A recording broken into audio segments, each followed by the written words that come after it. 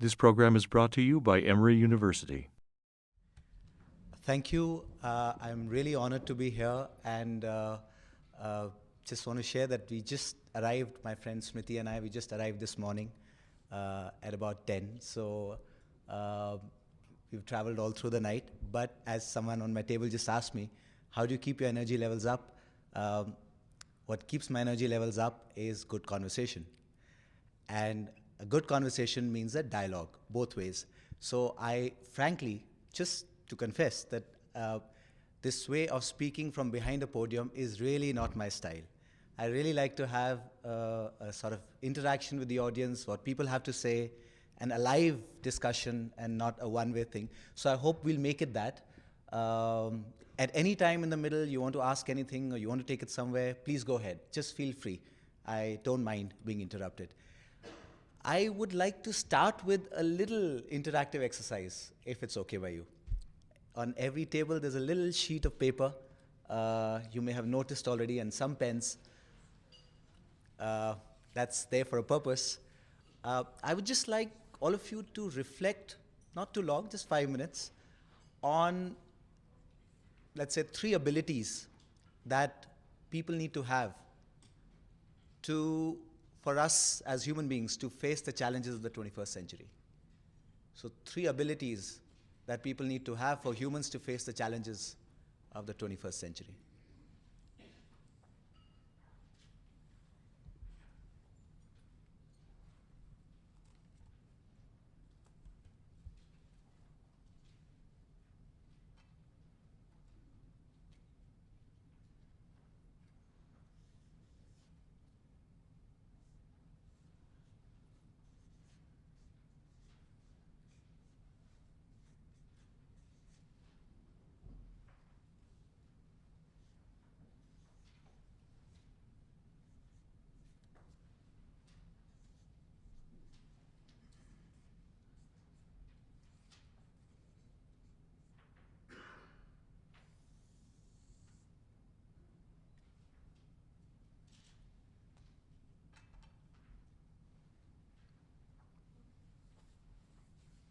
Okay, maybe you just can go ahead. Yeah. Well, anyone can just speak up. Creative thinking. Okay?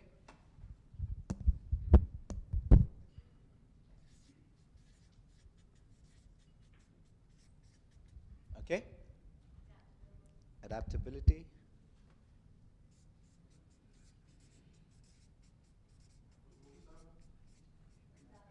Adaptability.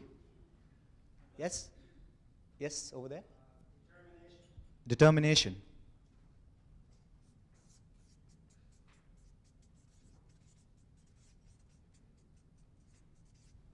Yes. Yes? Empathy. You were saying something? Communication ability? Character. Empathy, character. I'm putting empathy and communication together. There's a link. That's the only reason.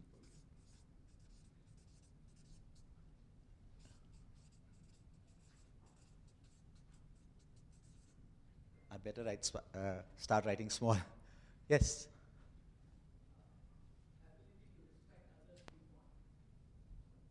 Okay. Can I connect that to empathy? Is that okay? Uh, Respect for others. Viewpoint.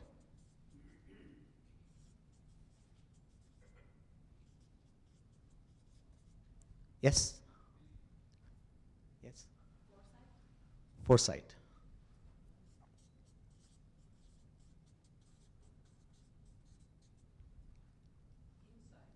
Insight. Courage. Okay.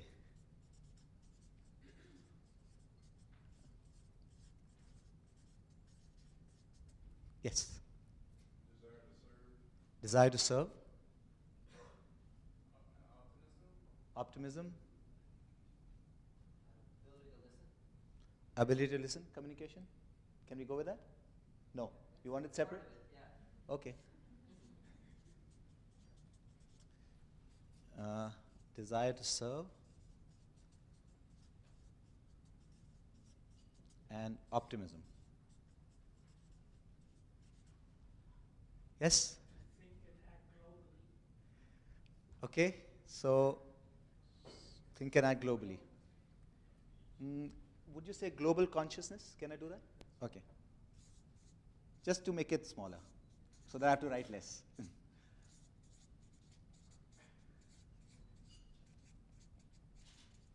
Yes.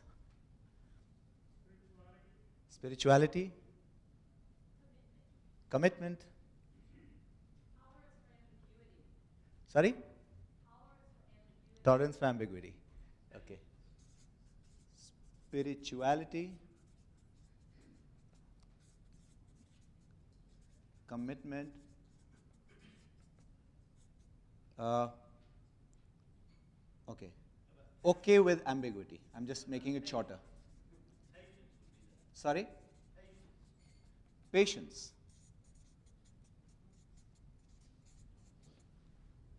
Okay, maybe one or two more and then we'll stop. Yes. Critical analytical skills. Collaboration. I'll again connect it over here.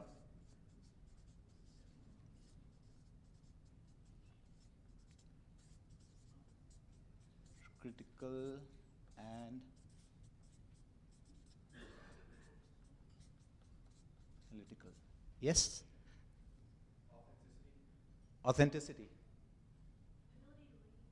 To read. Okay, great. Okay, let's end at that ability to read because it's very interesting that it comes at the end.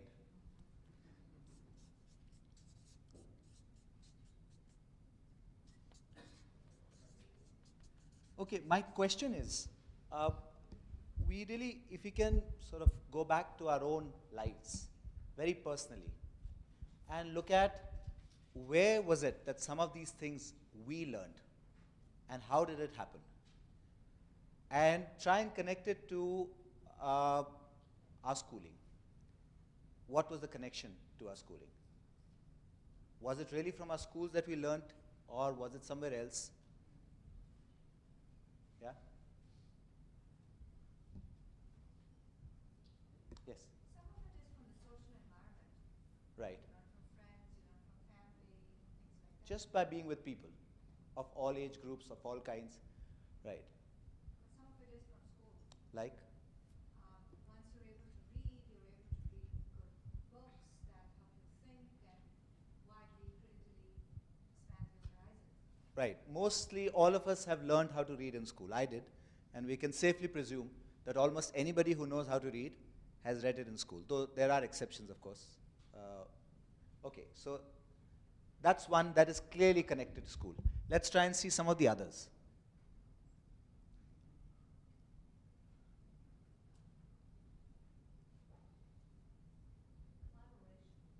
Collaboration is something you learn at school because you have to collaborate. There are other friends, there are other people, there are even bullies.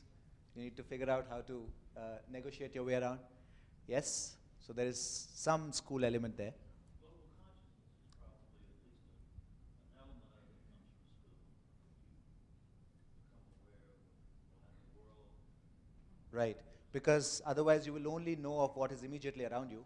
That allows you to look at places that you have never visited, you'll never go probably, but you know already about them, right? I think adaptability is sometimes just dealing with your life, with circumstances that have occurred to you. Right.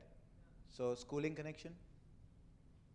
Sometimes I think it can help, but a lot of times it's So it's dubious, the connection is dubious. It seems like most of them aren't part of the curriculum. They- They're things that we have to do because you're in a room of people. Right. You have to be adaptable. Yeah, that's a very interesting observation. So it's not the official arrangement of schooling or the official agenda of schooling that's really doing some of those things. It's happening as an incidental thing to it. Incidental because it's a collection of people. So you're collecting, you're coming together. And some of them can be fostered but not learned. Sorry? Some of them can be fostered but not learned. Exactly. Creativity from someone who is far too derivative and not creative enough to think will learn. But if you're a creative person, your education can foster that. Right. And are you making also a distinction between teaching some of these things and learning? Because you I do believe you can become more creative. I think you have to have an innate creativity. It can be fostered, but I don't think a person that is not creative can be taught to be creative. If they Right. have the creative germ within them, it can be watered and it can Right. come out. So you can't make a plan that we'll do this and like a factory will make a creative person. Sure. Yeah. Yeah. Well, just on the flip side, creativity can come out of your context, because when you asked us to think about our own instances, I thought about creativity was on my list, and for me that came from being an only child. Right. Having to just come up with, actually not being around people is probably is a creative people. That really is, creativity is probably fostered more in an environment of constraints. Because otherwise you don't even need to think hard. Necessity is the mother of invention. So it's probably all the kind of facilities we give to our children. The toys, for example. There's a lovely passage by Rabindranath Tagore about, it's a true story, as a kid, when one of his friends gets a toy from abroad, from like a beautiful toy, and how it just completely breaks up the community, because otherwise the community of children. Those children are constantly so inventive and making toys out of nothing. And when this ready-made toy comes, that stops it. And so, just adding on to what you're saying. Yes? Traveling gets a lot of these things. So new exposures kind of things, not school therefore. Yeah. So that's basically, that's the point I'm trying to get at. That we typically look at education as something which is, there's a historical process, there's a historical legacy. We kind of, before we know it, we are put in school, right? And then we are just trying to adapt to that situation.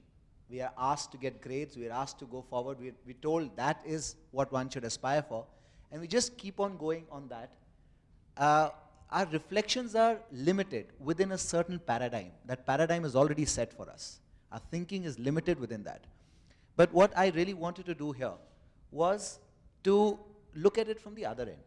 Not from the past continuity end, but from the future going back end. Where do we want to go? If we want to go somewhere, we have to think of where do we want to get to, and then work backwards. So if we do that, what do we need to learn in as the generations and generations, future generations come up? What do we need to learn?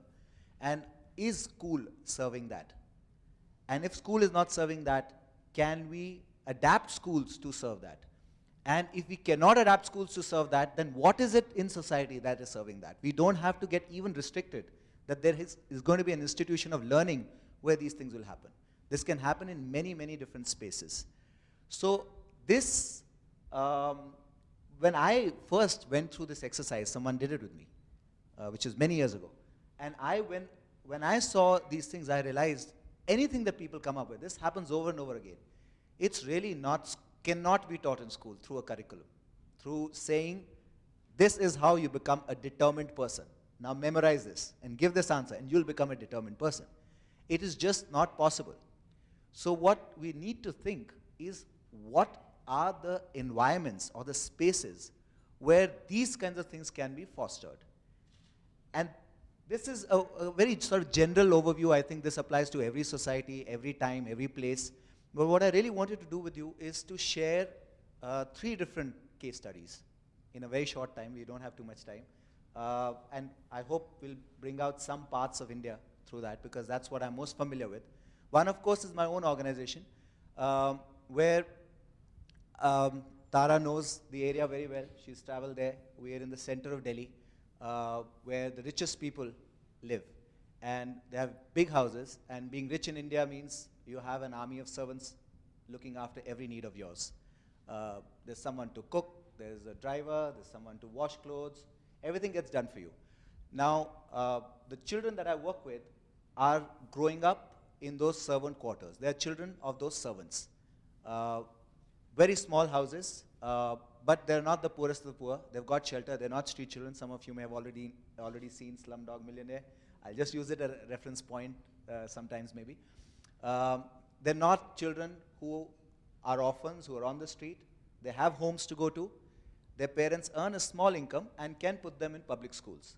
Now what's happening in those public schools is that it's a big inflated promise that if you send your children to school, it's both stated and unstated.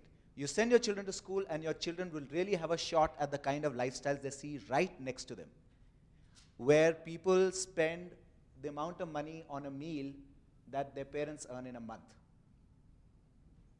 I want to say that again. The amount of money they spend on a single meal could be the amount of money that their parents earn in an entire month, which is going to look after the whole family's food, clothes, education, and they're living cheek by jowl. They're living next door to each other. It's not far away somewhere. You see these lifestyles, and of course TV brings everything home anyway. It's right there. So what it creates is a kind of aspiration level of reaching somewhere materially, and no wherewithal to reach there. There are really very few avenues. You cannot really imagine you'll ever get there. And what is that avenue, if at all? That's school. If you put your children to school, they get an education, they have a shot at that. That's the promise. Reality, those schools are terribly suited for the purpose. Indian schooling system was set up by the British over 100 years ago, a colonized country for which the system was set up by a colonizing power who really didn't want people to think for themselves. And we've been independent for 60 years, but we've only tinkered with the system for the same problem. The issue is that whatever you have already set up, all that legacy, there's vested interests, all fixed, you start to change that. You start with something which should really be, if possible, completely removed, and start with a fresh sheet of paper, with a fresh mind, and that was never done. We've only tinkered with it. As a result, it does not serve the large majorities of Indian people.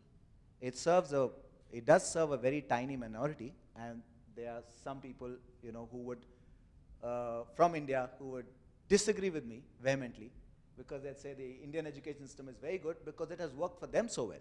And I'm actually one of those, because Peter was sharing the institute I went to, I am in Ahmedabad. It's harder to get into Ahmedabad than probably any business school in the world. It's that level of competition. There are maybe about 300,000 people applying for 200 seats. 300,000 to 200.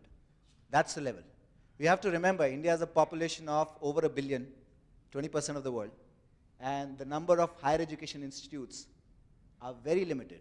So of course, people who get there somehow or the other are so competitive, so fiercely competitive, and such hard workers, that then they go anywhere in the world, they're going to excel.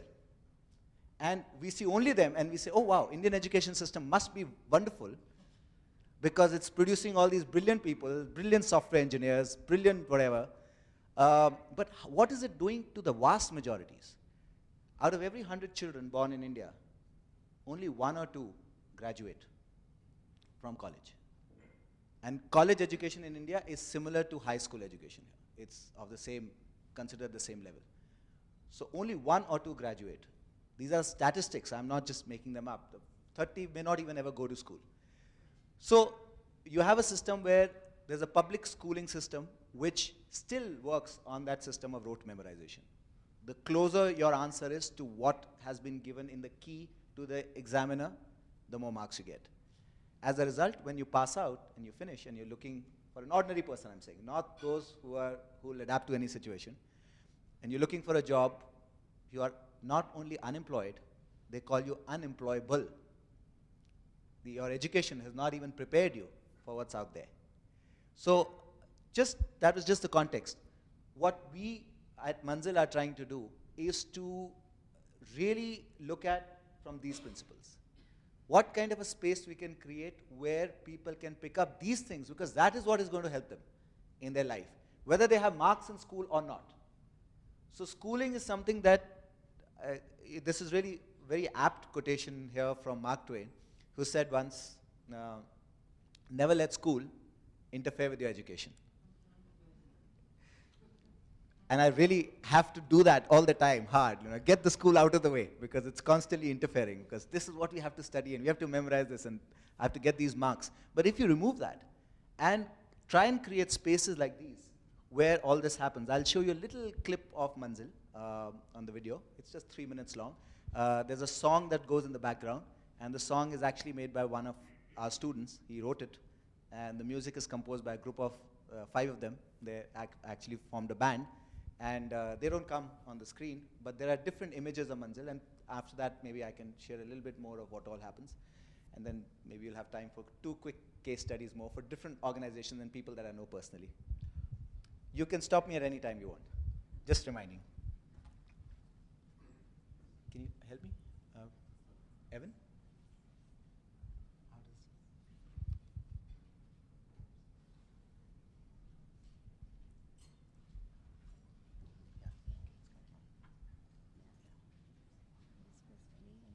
I can't.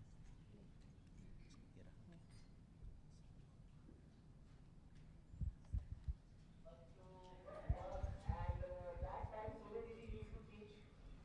children, and there was one boy who came to her to learn math. So she sent that boy to Ravi Bhaiya. And Ravi Bhaiya thought, Ravi Bhaiya said, This boy came to me when he was 12 years old. His father is a driver. Since he is 16, he's been working to provide for his family. 2 younger brothers, mother. He is now the chief coordinator in Manzil. That's me. I sometimes have a desire to not shave.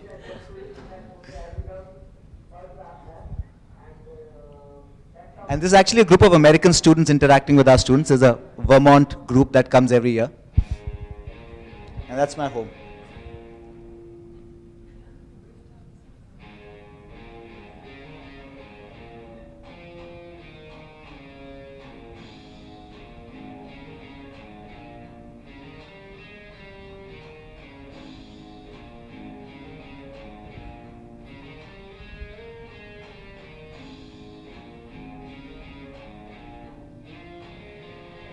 You'll notice that people of all ages are constantly together. Another problem I find with schooling, you bunch up people of the same age together, and of course they'll be competitive.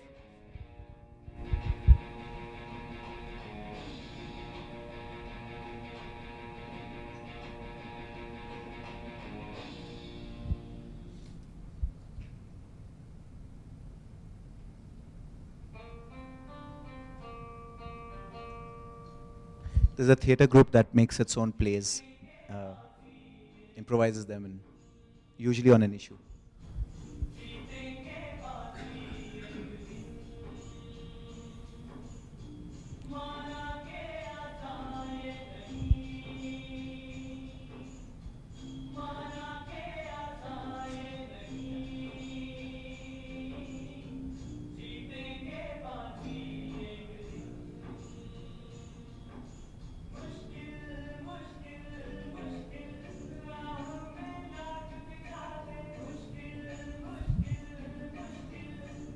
The students are the teachers. They're constantly encouraged to take on a role, a class, and now there are about 20 student teachers who manage the whole program. I've been here for about a month. Everything goes on as usual. There's no staff.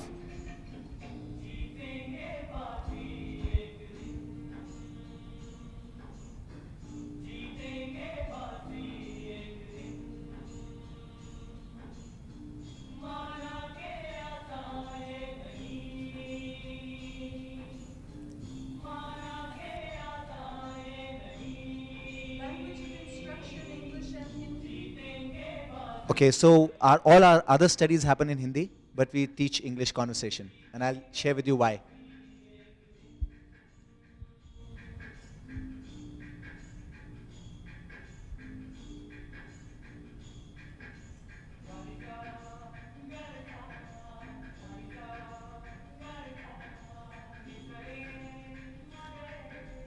This boy dropped out of class 7th much before I met him.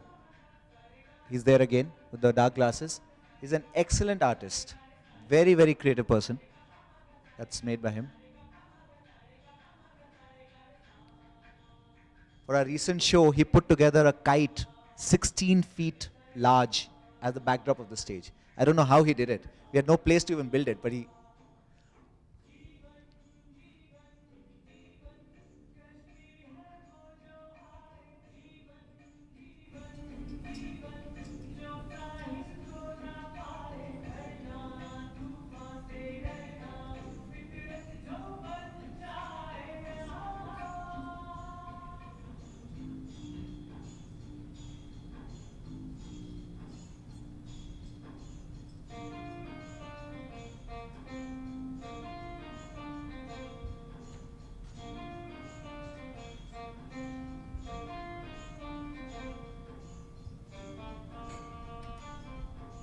We do a lot of traveling together because, as you were saying, a lot to learn from travels. It's just a visit. This is Ladakh. This is one of the examples I'll take, the case study of a school in central India.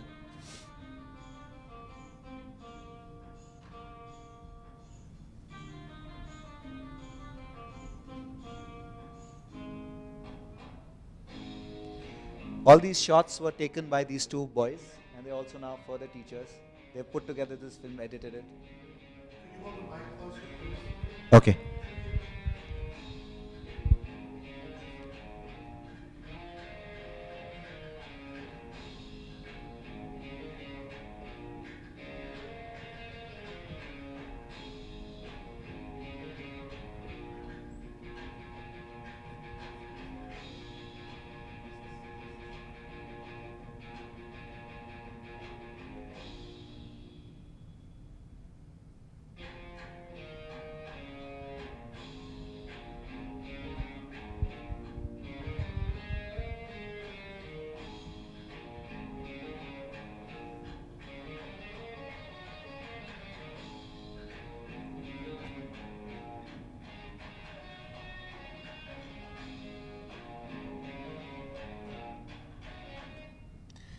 Yeah.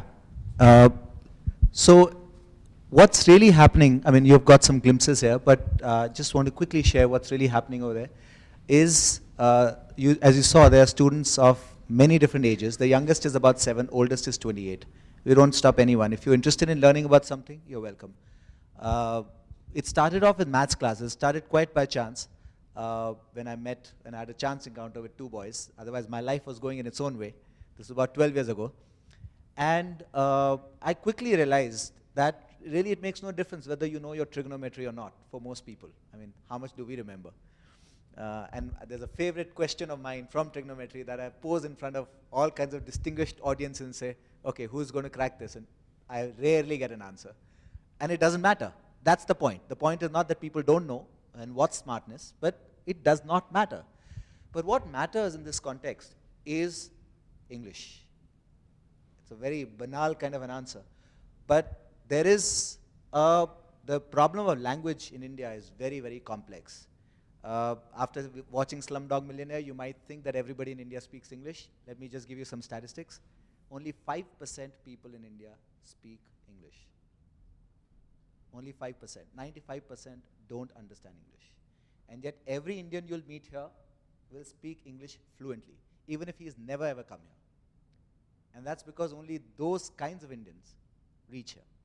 Because you have a schooling system where there is English medium schools, elite schools, where everyone, including me, who can afford it, we went and we learned English as a native language.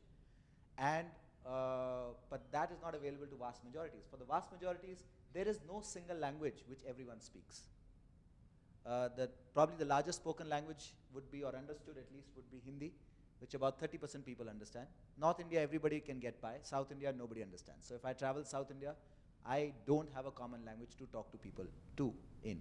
But of course, those who are educated in the private schooling system, they speak English, so I get by with English. So willy-nilly, English enters like the lingua franca of India. All higher justice, like law system, is entirely in English. Higher education is in English. It really places a very big burden on people who do not speak the language, and they feel like second-class citizens, especially in a place like Khan Market. So we started the English conversation classes, not just to learn another language, but to really be able to communicate to anyone, not feel lower about themselves. But not focusing only on the learning of the classes, but like learning of English. But through that, what do we really want to learn? Who do we want to meet? Where can all this kind of openness come from? What are the kind of people we're meeting? But what really happened from there, when there's a space that becomes like a magnet, attracts people, and there's a right kind of thing you plan around it, it really became a place where you take initiative of whatever you want to learn. And there is no creativity comes from not providing, no constraints. If you want to learn music, as all of these people many of these people have learned, we did not bring in a music teacher to teach them. We just said, band together. If you are all interested in music, at least come as a group. There's a power in that collection. You give moral support to each other. You can learn from each other. And then we can probably invite someone who is maybe interested in music, maybe learning, and say, hey, why not come and spend some time with the children here? There's a young group and they're very keen. And when that interaction happens, sometimes it just takes a shape and sometimes it doesn't. So with all of these processes, we have two music groups that are writing their own songs, composing their own music, performing professionally, and many people who are interested in music. There's theater, again, devising your own plays. So the Tuberculosis Association of India approached them saying, we want to raise awareness about tuberculosis. Could you do street plays? So they had to learn themselves. That's a good way of learning yourself instead of for marks. And then there's a filmmaking group. There is dance, arts, painting. A lot of things have just flourished, and all in a very self-organizing way. As I said, we don't have any staff. Everybody's teaching everybody else. We've managed to build a certain culture around that. And what we're really trying to do is work on both levels. So one is improve the ability for employment and for participation, really, in all that is possible around you. But at the same time, start questioning a lot of these aspirations, especially material aspirations. Where do they really come from, that I must have this in order to feel a happy life, or feel, I've arrived? You really think about it a little bit. Just simple back of the envelope calculations will show you that the way of consumption that we are headed towards is simply not sustainable if we want to spread it to everyone in the world. I would really encourage you to watch a video if you have not done this. It's on storyofstuff.com. Some of you may have seen it already. It's an American film, so they take an American example. 5% of the population of the earth consumes 30% of the resources. And now, a place like India, 20% of the population of the earth, if they really catch up, they need 120% of the resources. So of course there's no China. And USA will give up its 30% for India to really have that. None of this is really going to happen. We are not playing catch up. The rules of the game are different from what we had imagined. We have to understand that. So what we really have to go towards, probably, I read the slogan recently and I think it captures it very powerfully. No poverty, no affluence. It's something that Gandhiji really pointed us out to. And I'm sorry to say, but a lot of Indians also don't understand that and have not read into it deeply. He was really not talking about Indian independence from British rule, but of a much deeper thing. So those are the two areas that we are constantly working on. Improving the ability of people to at least have a basic livelihood, food, shelter, clothing, but also questioning why do they want to go to that level. I want to quickly move to another area, completely different. It's an area in central India, of which we saw a little snap. It's a region where there is a predominant tribal population. Now, for those of you who are not, may not be familiar with this word, but the analogous term here would be indigenous populations. The indigenous populations in the US is, I believe, very tiny, restricted to certain areas, and in some ways also integrated maybe in society, but maybe not able to hold on to its culture. That's not what happened in India. India had indigenous societies from before, and even though they were not completely sort of confined or destroyed by the coming people, yet there was a lot of, and there still is, though it's highly reduced, but there still is a lot of non-tribal and tribal interactions that they happen. There's a lot of exploitation at one end. Now, we have a schooling system that extends throughout India. By and large, it's the same, with no difference, because one of the purposes of it was to unify this country after independence, when a lot of people believe that it cannot stay together as one country. There's nothing that binds them together. No language, no culture, no religion. Everything is so diverse. Someone said very interestingly, India is Europe united without as much fuss. So that being the purpose of bringing through education, creating a kind of idea of nationalism, it's not taking into account the needs of different spaces. So there's a certain historical process of this oppression of by the non-tribal communities, of the tribal communities, and even the state is in the power of the non-tribals. And if there's a school that runs in an area like that and does not bring it up and reinforces that, how does change really happen over there? That is the question that this place was really grappling with. Or the way they would put it is, why is it that the people who get the best education, what they really learn is how to work the status quo for self-advancement, instead of recognizing their power to change the unjust status quo in the first place. I want to say that again. There is an unjust status quo in place. It's already there for whatever reasons, and we are not always supposed to feel guilty or responsible for it. But it is there. Why is it that the most educated people, what they really learn is how to negotiate that in such a way that they can come out of it, instead of working or recognizing their power to change that structural violence system in the first place? That was the problem that they were facing in this area, that you may have non-tribal children who are bright and academically like really good, though there'd be a minority, but if they get the right educational input, they could get out. But they would get out, but the system for everyone else remains the same. How do you change that? So they looked at things like history, for example. Why do we learn history in the first place? We are told that we learn history because we must know where we've been to really understand where we are today. But how do we learn history typically in India? National leaders of the independence struggle, Gandhi, Nehru, all of these people, you learn about their lives. But what it does is that you do not recognize that there have always been local heroes fighting or struggling for fairness and justice in their own area. And they don't find a place in the textbook because the national level curriculum does not even know of them, people who are setting it up.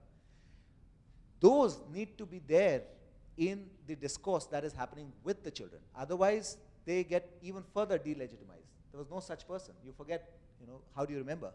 So that is one thing, to take out those examples, and they're much closer and from their own culture. Then to look at things like, if the school, Adharshila is the school that I'm talking about, they're on a little hillock. Now to just go back, how did the school come on this hillock? What was there before? Who owned this land before? And who owned the land before that? And who owned the land before that? Just go a little bit back, and from that also trying to understand the kind of changes that are happening in society because of that. Or look at something like in science we learn about nutrition, this is good for us, we should have so much potassium and so much this and so much that, so much protein for our health. But really looking at just around them, what are the levels of nutrition that are there in society, and how even that has changed, how the cropping pattern has changed. What are people growing now? Are people growing for the market, or are they going for their own consumption? How has that shifted? So those are the kinds of things you can really bring into consciousness if you localize it in that area, which would have the other advantage of people becoming more empowered to move towards, when we're talking of social change, we're obviously accepting that status quo is not good. Otherwise, why do we need to change? Move towards what is good, what is in fact desirable. There's a third example that I want to take up, and then I'll close and maybe do some questions. Is a place called Sidh, which is in the mountains. This also comes a little bit full circle with Manzil. A lot of our children are from the mountains. The mountains are not very far from Delhi. They're about 250 kilometers, which should be about 120 miles, a little more, 150 miles, something. The Himalayas start. And traditionally, it's been an agriculture-based society, and agriculture is rain-fed, which means you have only one crop in the year when it rains, and the rest of the time you cannot grow crops. Now what's happened is that over time especially, people who want to live off agriculture, they're only able to grow maybe 3 or 4 months of their requirement over there. So you really need to subsidize it from money from outside. So the men folk, if you go to a Gadwali village, you'll find only women or old people or children. All the men have moved to cities to earn money, to send back home, what we call the money order economy. They send money orders back home, and that's how the system works. Now, this is happening in any case because of the difficulties of living life there.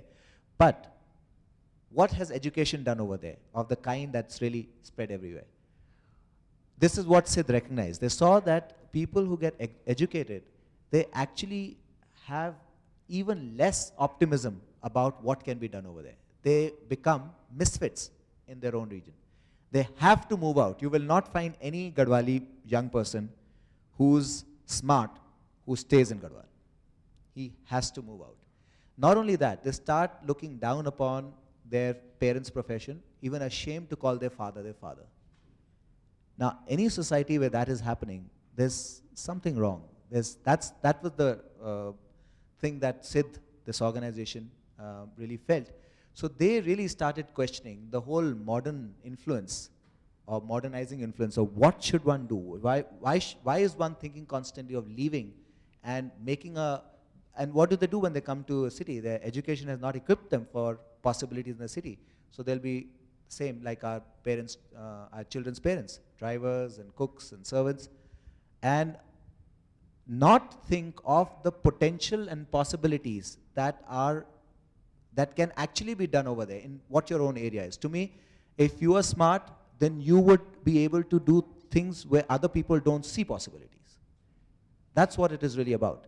And so this whole migration, which is a huge issue in India, rural-urban migration, gets exacerbated with the kinds of education that's happening.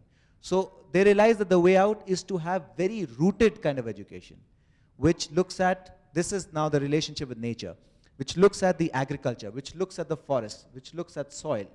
And from that, trying to learn about things and also to appreciate things over there. The curriculum there is designed with the children, by the children, because the children who come to school, they know more about the local botany than any teachers can ever know. They've just lived amongst that. So just to recognize that and put that, give that space in the textbook.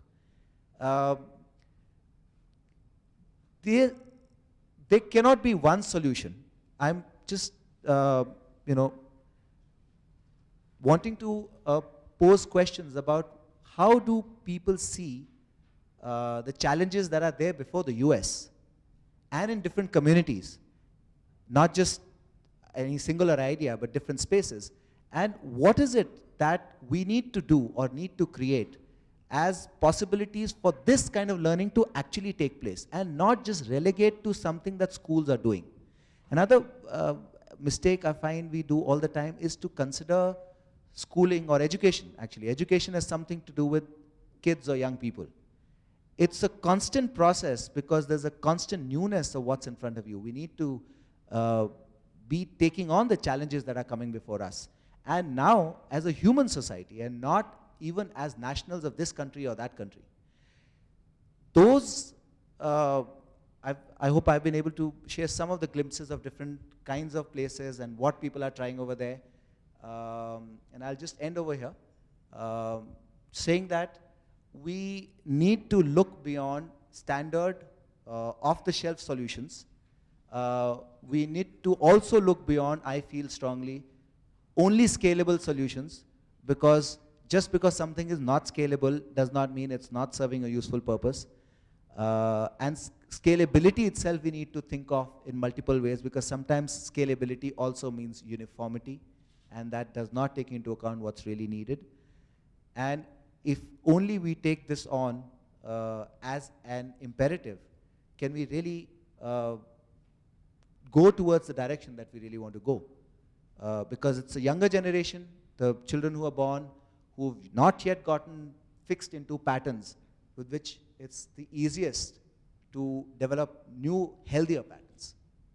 Thanks.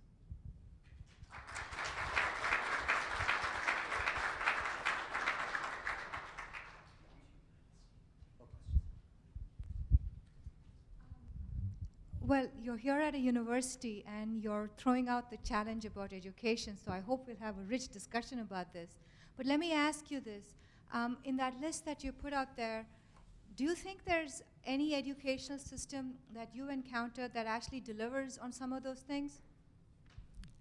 I don't know so much about education systems outside of India, but I do want to share with you, during my time here, I visited 2 schools, spent, in fact, 2 entire days interacting with the kids, with the teachers, principal.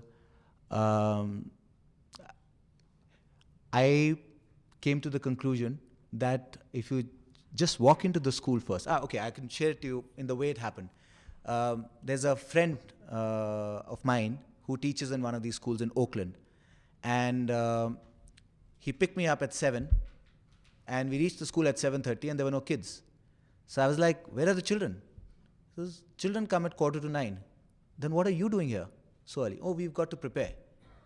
Now, this to me is a very, very pleasant surprise. Pleasant because they're such dedicated teachers. They're an hour early, earlier than the children. You will not find that in India at all, even in the private schools. The teachers come after the children come, right? They're not there before waiting for them. Then I looked at all the resources that are available. Now, this is a school which is on the verge of being closed down because its results are not good.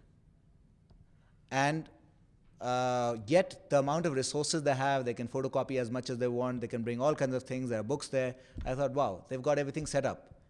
And then I met the children, and I realized the job of a teacher in the US is much, much harder than the job of a teacher in India.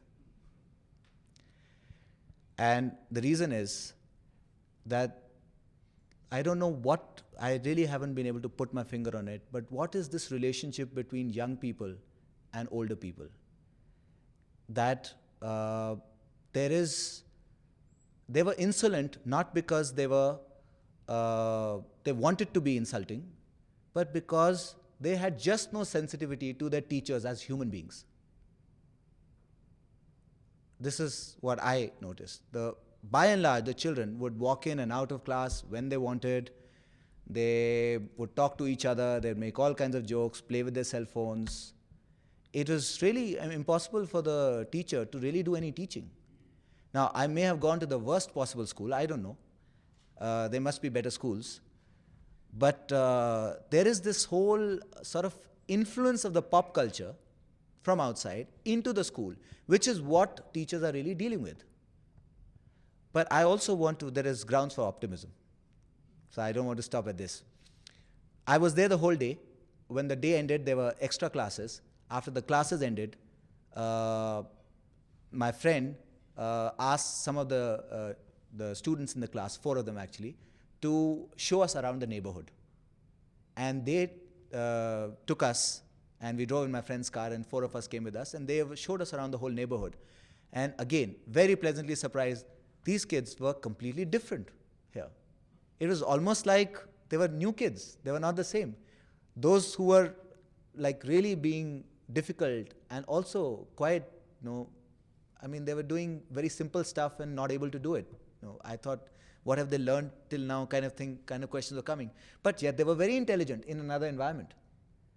So what I told my friend, who's really concerned about what he can do as a teacher, he really wants to do something well. What I told him was, don't invest too much time in school. It's not going to help. The relationship is already mediated by the fact that you're just doing your job and nobody cares about you. But do things outside of school. How can you bring life from outside into the school? Now that's what really is happening at Manzil. Because it happens in a home, it's really not an institution that they're going to. Institutions are failing us, by and large, for people. Of course, there are some people who are highly motivated who will get to a college like Emory, and you don't really need so much to make them learn because they have the carrot at the end where they want to get to and they're ambitious. But by and large, people, their potential is not being drawn out by systems. But it's possible to extend the notion of family to community. And that would be really helpful. Ever since then, I've been telling all my Indian people that I meet here, you've got a major job to play here, because there is definitely a difference you find in the way Indian cultural values are. Just to take an example, I go to people's homes and just stay. If I don't stay, they'll get upset. It's not like people are very, they like people to disturb them. Let me put it like that. It's an expression of love, right? If I ask my friend, come for coffee, and if he says, no, I don't want to go, I want to do this, I'm just pointing out to a cultural difference. I'm very new here. If I'm wrong, please correct me. But they're both coming from a space of respect for the other. But how they play out is completely different. That's what is my insight. Somebody said insight is an important thing. How it plays out over here is that if the other person says, I don't want to come, I must respect that choice. I must not insist. But the Indian system is, if the other person does not want to come, I must express my love by insisting, come. And when I pull him, no, you have to come. Then he feels loved and he comes also. This is really the way we do things in India. So I think that would be a positive virus to introduce in the culture here, which has taken individual privacy to such an extreme that people have gotten so lonely. They're so isolated. We don't need to be so lonely and isolated. And consumerism may be because of that. Because what we do, the fulfillment we can get with each other, we don't get that. Of course, we're going to look for it in products. My kids have hardly any money to spend. You'll never ever see them morose. They're never unhappy. Again, a glimpse of it you may have seen in Slumdog. You may have not, you missed it. So if you look at it superficially, life in India is terrible. But that's completely superficial. Even for a homeless person, a person living in slums, you have to see it to really realize it. The joy that they experience, and small optimisms is what they live for. There's always something to hope for, something to look forward to. And there's always this energy, and there's always this go ahead, not materially, but always defined in terms of relationships.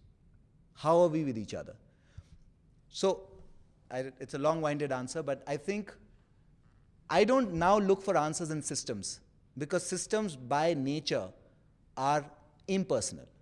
They don't have the human quality that we really need. I look at people. And how can we be more and more such people?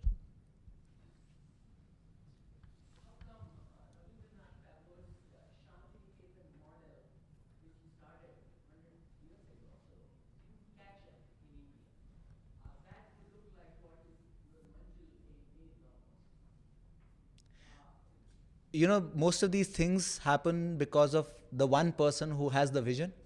And in fact, even now you go to Shantiniketan. I went there 2 years ago. I didn't get that feeling at all. It's probably become like a standard university, with the only thing going is some of the classes happen under trees, outside in the open. But really, maybe not much different. So there'll always be some people who are doing things with another kind of a vision, but it has to have a critical mass for it to become part of the culture. Now, there is a critical mass around learning from the environment, whatever is there, by adapting. And that in India is flourishing. Now, you might look at, I say the statistics, out of every 100 children born, only 1 or 2 graduate, so the rest have no options to do anything. But the other fact of India is that only 7% people are employed in what we call the formal sector, as in they have a regular salary paying jobs. At the end of the month, they get a fixed salary. 93% of the people, again Slumdog Millionaire, are like that, living by their wits on the street. They may have small businesses, they may set something up, they don't know what the paycheck at the end of the month is. Now, for all those people, they're learning constantly from the environment. What do they need to adapt and what they need to do? The biggest economic crisis in India is not going to affect these people. They're completely resilient.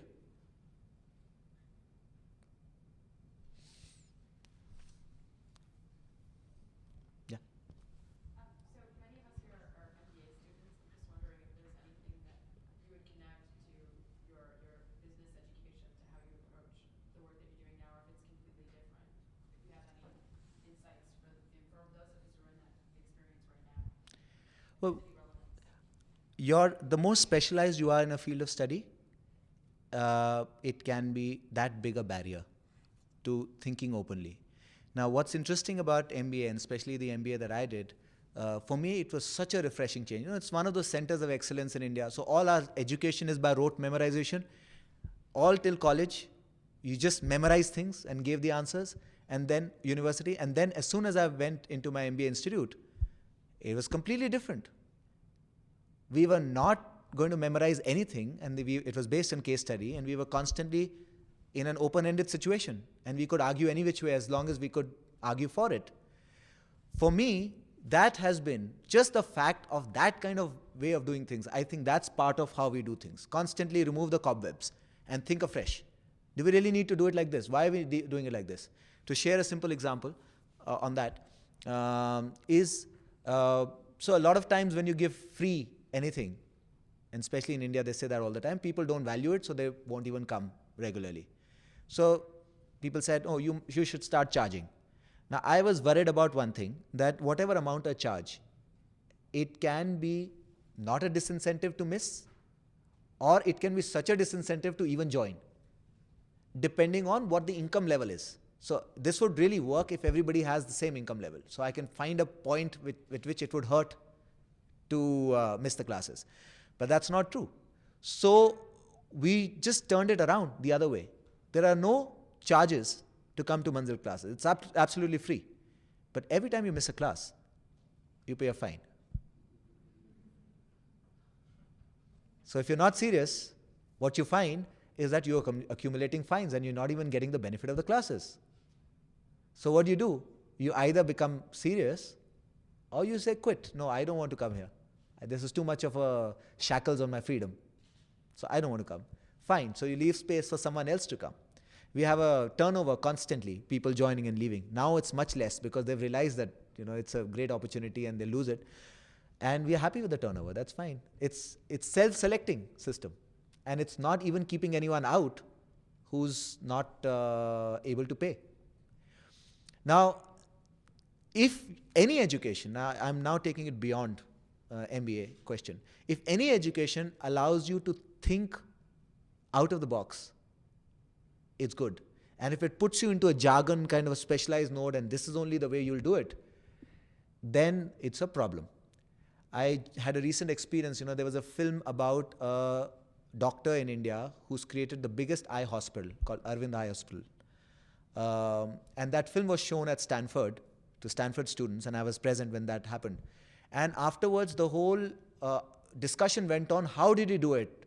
How did he manage? And these are the poorest people that he's serving. And if people come and say, we can't afford, they give services for free. And yet it's not a not-for-profit. It's making profit. So what is the business model and how is it working? And that was completely the MBA mind working. And in that, they had completely missed out the point of this man. The man did not think of any of these things. He really reminded me of a story that our ex-president used to share a lot. He said he was a scientist, APJ Abdul Kalam, and then he became president. So he said, by the law of aerodynamics, a bumblebee can't fly. Its body is too big, it's too heavy, wings are too small. But thank God, the bumblebee doesn't know the laws of aerodynamics. So it flies. Yes. The distinction you made a while ago when I mentioned something, the difference between something that you can learn but something that you can't teach, isn't that a very big part of what you're doing? You can't teach people collaboration. There's not a list you can teach. They can learn it. You can't teach people patience. They can learn it. You can't teach people adaptability by rote learning and all that. They can learn it.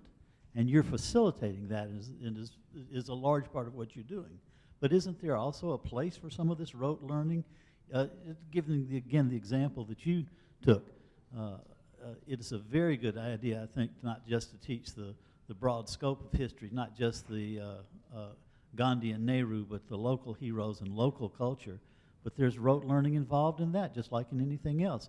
Isn't there a place for both? And what you do is a large part allow people to learn ways that they can apply some of the things that they've learned by rote in a real life situation? There is a space for rote learning, but it is there's more space given, much more space given to it than it should have. There's a fundamental difference in how we're trying to approach things at Manzil. And I would like to point that out with, again, a story that happened with me. So very close to Khan Market is a place called Lodi Gardens. It's a beautiful garden. If you ever come to Delhi, you must visit. Very large, nice. It has got 15th century monuments within it, tombs and stuff like that from the Lodi dynasty, which was just before the Mughals. Still standing, very nice places. I've been going there since I was a kid because just 5 minutes walk from my home. I traveled out of the country for the first time in 91 when I worked in Canada. And when I went back, I invited all kinds of people, come to our place. You haven't seen India? How come? It's such an interesting country. Come. So people came. And the first friend who came, and very proudly because we have such an old history, and I had noticed that in Canada, North America, if there's a house which is 50 years old or 70 years old, it's a heritage site, people go visit, and there's a ticket put outside, you pay $10. I said, what do they know about history? 500-year-old things are lying around, and nobody even has an interpretation over there, and there's no money to be paid. You just walk in, So I was feeling very proud, unjustly, because there's nothing I've done to do it. But I took him to Lodi Garden. And one of the first questions was, when was this built?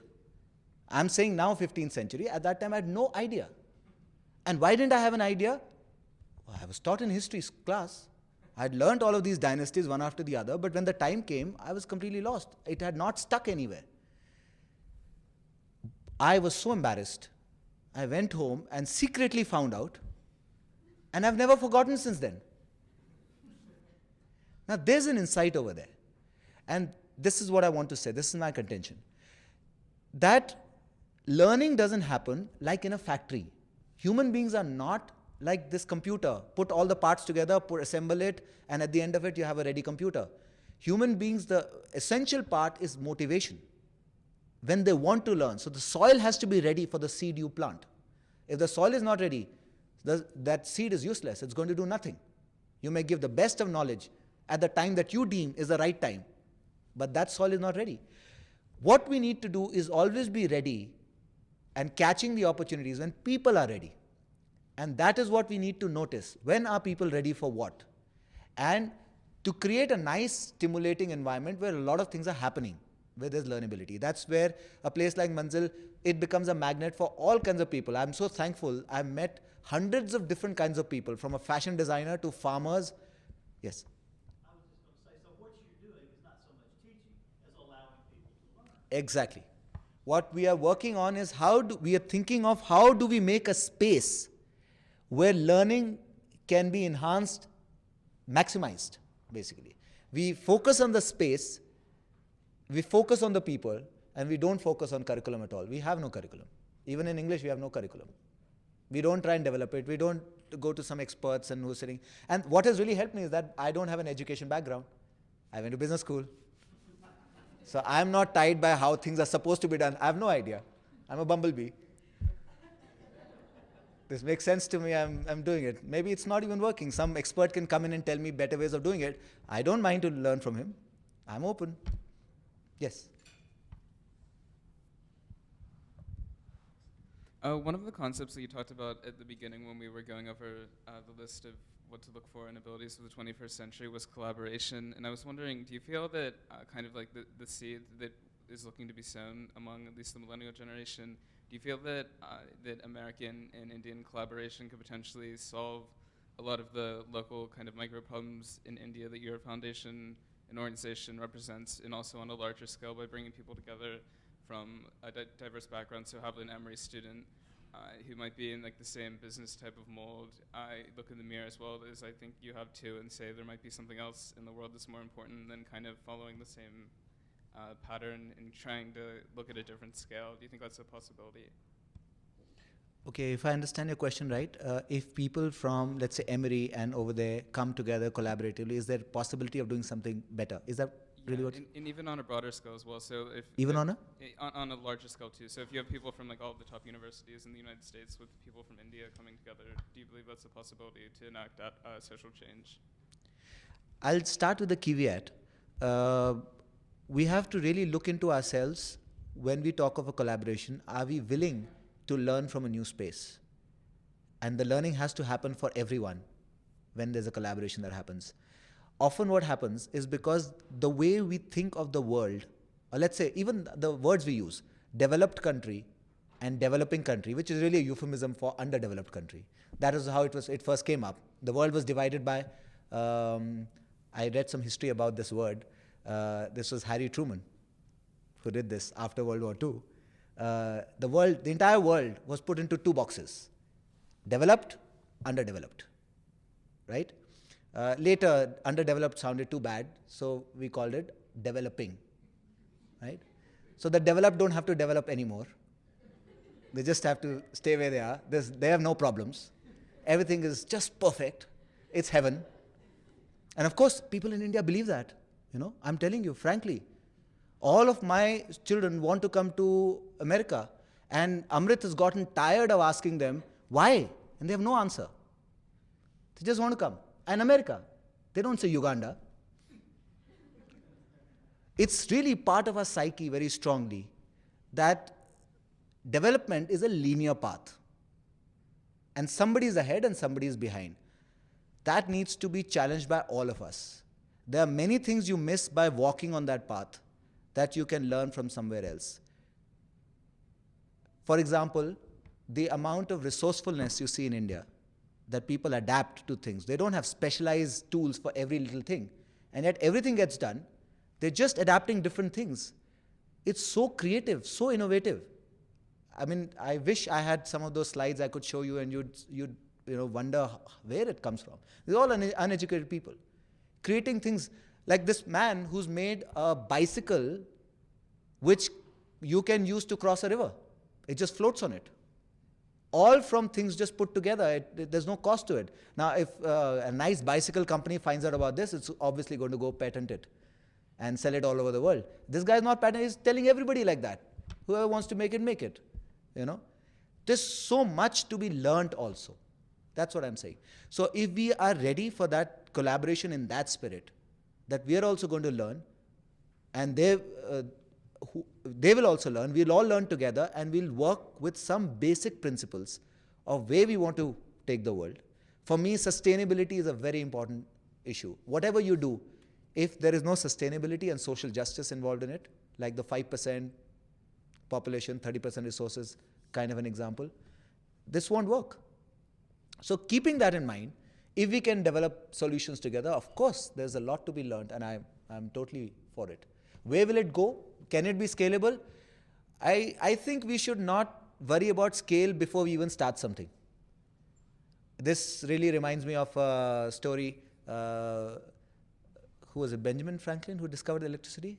And then Faraday. Faraday made the first demonstration of electric current in front of the Royal Society in UK, whatever, of scientists or something. And he showed how you can't see electricity, right? And there were no instruments to show what electricity can do. And we are talking of time there was no electricity. He made this magnet move inside another magnet, and there was a current that got created which could be detected by deflection at the other end. So he says, see, this phenomenon I've discovered. He showed everyone. So one person in the audience said, that's very nice, Mr. Faraday, but of what use is it? And Faraday replies, sir, of what use is a newborn baby? So let's go with that spirit. If you're trying to start something new, we are always ready to learn from other examples, but I think thinking of scaling up something faster is also coming from a certain ambition, which is to show, instead of to really do the hard donkey work. Just start going there. That is what I would say. That caveat, and then I'd say yes.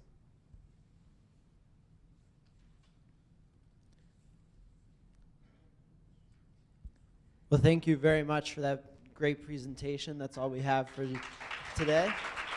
And I want to thank you very much for this opportunity and for this interaction. And I know if anyone else has questions for Mr. Gulati, he'd be happy to answer afterwards. So yeah, I'm around for a while. So all right, thank you.